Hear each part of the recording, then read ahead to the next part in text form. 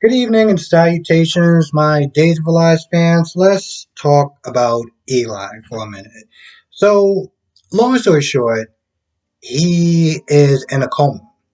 In the beginning, he's sitting there mumbling a couple of words when Lonnie and I think her name is Valerie come in there. Um, he's mumbling something, but they can't really understand what he's saying. And then out of nowhere, he starts convulsing and they're finally able to like kind of stabilize him. And then they tell the rest of the family that he's in a coma. Which I would like to sit there and say that I called it, but let's be honest, I think every person who watched this show already called it. Meanwhile, you got Ray there, you got Abe there, and the minute that Ray shows up, Abe is not there staring him down and pretty much like, yo, you can kick rocks, like leave. I don't trust you. You have a bad history. Um, I don't trust you around my daughter, around my granddaughter, around my grandkids, and around her. Ray's like, oh, I want to sit there and thank you for taking care of my daughter. I'm like, bro, she's not a possession, B. Like, what is wrong with you? Then again, I mean, well, let's be honest. Any man that sits there and hits a woman, like the way he was not there doing, abuses a woman, he clearly has a whole lot wrong with him. So there is that. Meanwhile, Beth, finds Chanel because Chanel's not there talking to Paulina, and Chanel's like, I'm gonna be out the movie as long as, Johnny allows it, but I gotta sit there and drop the lawsuit first. So Paulina's like, you did tell him to kick rocks, right? Because we still plan on, taking all of his money pretty much. Um, Beth comes in and Beth was like, hey, I'm gonna be Celeste and everything like that, and I want to pick your brain to kind of figure out, what this character's like. So, Chanel gives her a couple of pointers and stuff like that as far as the accent and tarot cards and stuff like that. And I don't exactly remember how it happened, but, they talked about Ray. And, Lonnie was like, I mean, not Lonnie, Chanel was like, he seemed like he was being a decent person, but it's something that I just don't trust about him. Like, could a man that abuses women really change? And I'm like, no, no. And, here's, okay, that's not true. That's not true. Let me take that back. I believe anyone can really. I believe that most people can change. The problem with that is that even if you do change, even you're a better person and you donate to churches and this, that, and the third, it doesn't matter because you're still gonna have that stigma with you regardless. And now it's kind of just like a really rotten stench that's just gonna be on you for the rest of your life.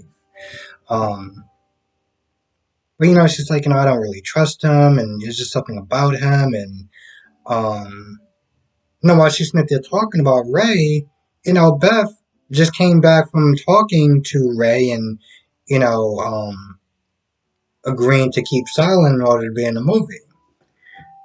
So she's just about to sit there and tell Chanel, hey, listen, about Ray, like, because you can just tell that she's feeling guilty.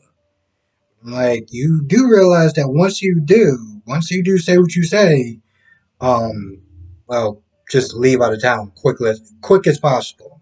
But before she's able to sit there and tell Chanel about Ray, she gets a call from Sean.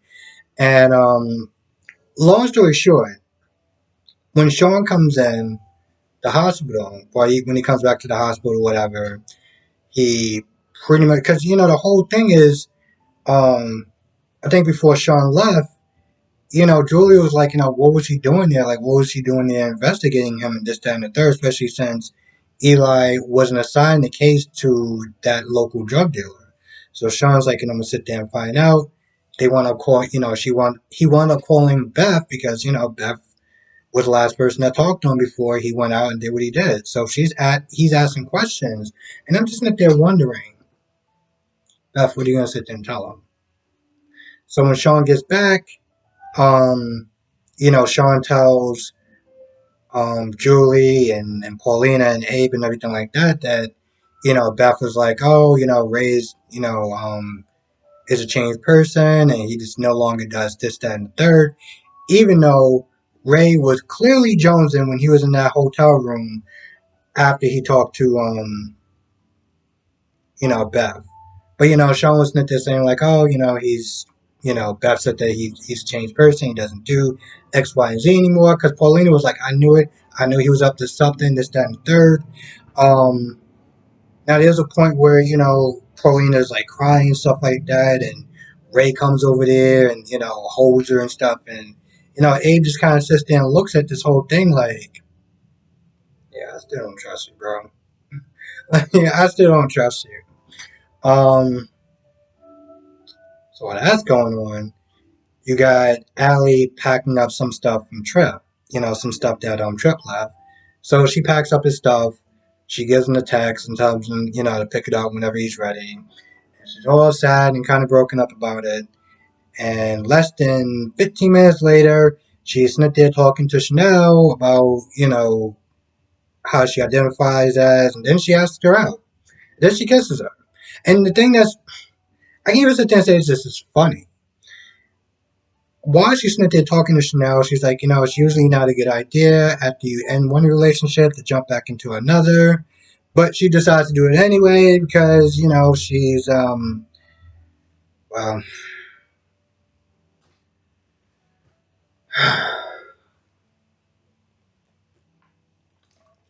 I think at this point, everyone can kind of fill in the blanks. And then, the sad thing is that I would like to just one day come in and be like, Allie was really great. She did this. She was funny. She was on point, yada, yada, yada. And I really haven't felt that way in a very long time. The last time that I actually felt any sort of sense of, Allie did a good job was when she was staring down her attacker, Charlie. That was one of the only times I was like, I respected it. Because she stood there, she stood her ground, she said what she had to say, she wasn't afraid of him, she didn't show any fear or anything like that. And she held her own. So granted that was like a year ago, maybe 2 years ago, but the point is, yeah, that was probably the last time I was pretty much kind of talking highly about her. I don't know. I just look at this whole situation and I'm like, you're all broken up about it. And granted, I don't need her sitting there crying every single time, every single episode, like Brooke on B&B. But I don't know. It just seems, granted, it seems really fast, but it also just seemed like, damn, you just wanted her the whole time. Well, what was Trip? Just a placeholder? Like, what was going on, And I get that she's like, I wish I would have kind of figured out my feelings before I got involved with Trip and hurt his feelings and everything like that. And I'm like, yeah, that would have been a good idea. But, sweetheart, I felt like it was one of those things where it's like, why would she just have feelings for somebody else at the same time? She just would have wound up just hooking up with that person, hooking up with that guy, and be like, oh, I'm sorry, things just kind of happened, and I didn't mean it, and it was an accident, blah, blah, blah, blah, blah. Like, anyway, they wound up kissing, after, you know, um, Chanel was like, it seems like my relationship, we're not going to sit there and get back together. I'm like, well, technically speaking, when the dust settles, um, Johnny, realized that Johnny was the one that was possessed why he did all that stuff. Um, yeah, you can salvage your relationship. You can salvage your relationship. That can be salvageable. Allie made a choice. Okay, a very very piss poor choice, but a choice nonetheless. And the sad thing is that I wouldn't care if she hooked up with a guy, she hooked up with a girl. It's the fact that she lied to this man. She did him dirty behind his back, and she wasn't on drugs or alcohol. She just made a choice. and then cried about it and said how sorry she was and how it was a mistake and it just happened. I'm like, how was it a mistake? You just accidentally just fell on top of her and you just accidentally, your head just bumped into her head and you just accidentally went up kissing? Like, come on. I hate when people say that. That is,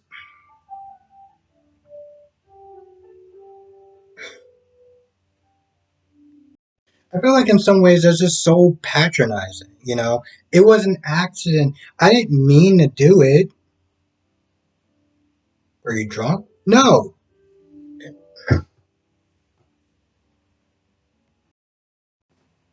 I felt bad for Julie. Um, I mean, let's be honest. I felt bad for pretty much everyone there. Um, Also, I want to sit there and mention Julie because I was like, I don't know if I mentioned Julie. Uh, the thing is, when I'm sitting there, I'm like peeking at my notes a little bit, and I realize I'm like, these are the wrong notes. These are yesterday's notes. Um, so I got my notes in front of me. I want to make sure I didn't actually kind of forget anything or leave anything out. I feel like I'm getting a sense of deja vu. I don't know why, but I feel like I'm getting a sense of deja vu when I saw the Abe and Ray scene. Them both talking about my daughter this and my daughter that, and I felt like I talked about this before. But I also felt like maybe because I'm watching three other soap operas, they're all kind of just starting to mush together. I'm not gonna lie, I feel like that's about it. It wasn't a terrible episode. It just felt like not really a lot happened in this episode, or not anything that happened that was like super interesting. Um, Super interesting, but it was nice actually finally seeing Abe and Abe and Ray in the same room because you could just tell like there's just the energy, like the tension was just there. Um, but yeah, besides that, I think that's pretty much about it. So with that being said, I'm gonna go. I want to thank you for watching. Be safe. Let me know what your thoughts are in the comment section below, and I will see you in the next video.